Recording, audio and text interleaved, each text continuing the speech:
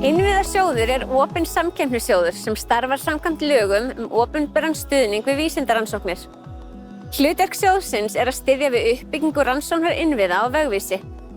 Rannsóknarinnviðir falla undir innviðasjóð og njóta verkefni á vegvísi forgang við úthlutun styrkja.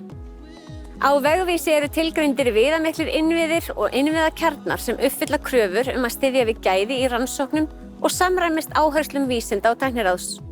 Með því að skilgreina slíka kjarna og huga að uppbyggingu til framtíðar markmiðið að sækja fram og auka nýtingu og áhrif þeirra rannsóknarinnviða sem byggðir upp með styrkjum frá Innviðasjóði. Árið 2021 eftir samtal stjórnar Innviðasjóðs og vísindasamfélagsins var fyrsti vegvísir rannsóknarinnviði á Íslandi gefinn út af mennta- og menningarmálaráðuneytinu í samvinnu við stjórn Innviðasjóðs og Rannís.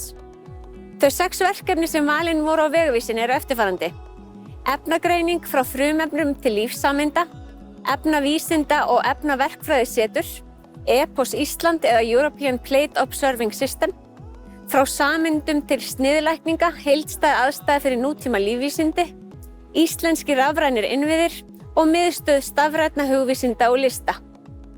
Hlutverk okkar hjá Tæknisetri í efnisverkfræði vegvísi verkefninu tengist þrívítar málmprentun, en við erum að kaupa inn Selective Laser Melting þrívítar málmprentara, hann fyrsta sinni gerð hér á Íslandi.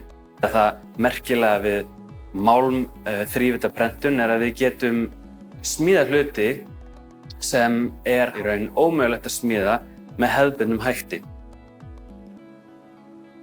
Innviðasjóður kallar eftir umsóknum einu sinni á ári að hausti. Auk styrkja til vegvísaverkefna þá veitir sjóðurinn styrki til kaupa, uppbyggingar eða meiri háttar viðgerða á tækjum, gagnagrunnum, hugbúnaði og öðrum þeim búnaði sem telst mikilvægur fyrir framfarir í rannsóknum á Íslandi.